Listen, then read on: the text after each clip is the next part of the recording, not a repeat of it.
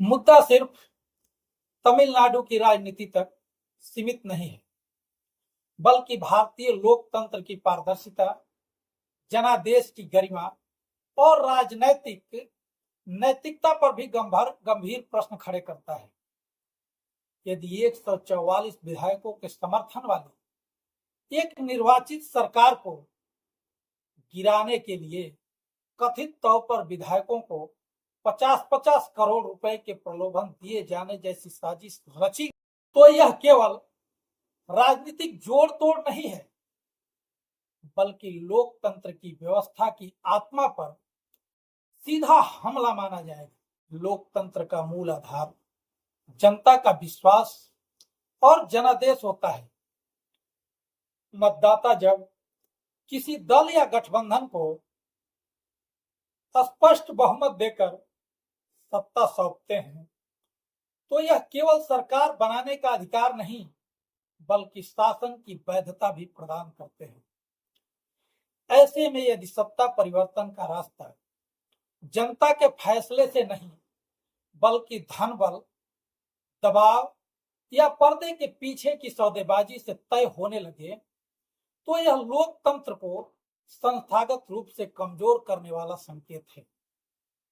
जब सवाल इससे आगे बढ़ जाए, तब सवाल उठना स्वाभाविक है कि क्या अब बहुमत विधानसभा के पटल पर नहीं, बल्कि बंद कमरों में और बंद सूटकेसों में तय होगा। यदि गिरफ्तारी, आरोप और सामने आ रहे दावे जांच में सही साबित होते हैं, तो यह जनादेश के अपहरण का गंभीर प्रयास माना जाएगा। यह सिर्फ एक किसी पार्टी या नेता की जवाबदेही का मामला नहीं है, बल्कि यह पूरे राजनीतिक तंत्र की पारदर्शिता और विश्वसनीयता पर सवाल खड़े करता है। वहीं दूसरी ओर यदि मामला राजनीतिक रणनीति या आरोप प्रत्यारोप का हिस्सा है, तब भी निष्पक्ष, स्वतंत्र और पारदर्शी जांच जरूरी है। लोकतंत्र में सत्य केवल राजनीतिक बयानबाजी से तय नहीं होता है, उसे तथ्यों, सबूतों और निष्पक्ष संस्थाओं के जरिए सामने लाया जाना चाहिए।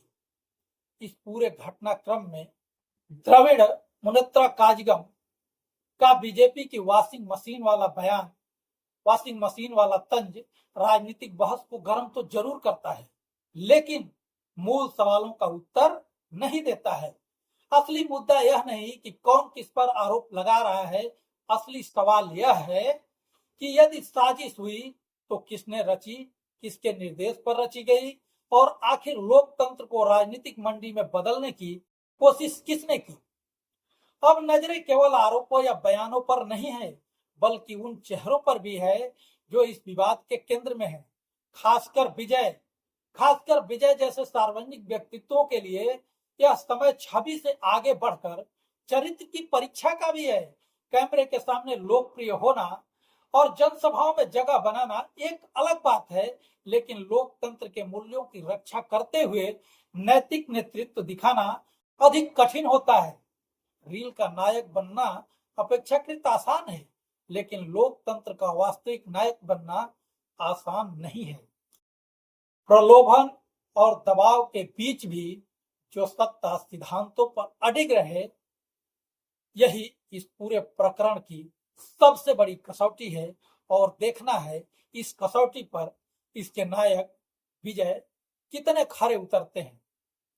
साथियों, इस पर आपकी क्या राय है, कमेंट बॉक्स में जरूर बताएं और वीडियो पसंद आए तो इसको लाइक और चैनल को सब्सक्राइब जरूर करें। अपने साथियों तक शेयर अवश्य करें। जय हिंद साथी।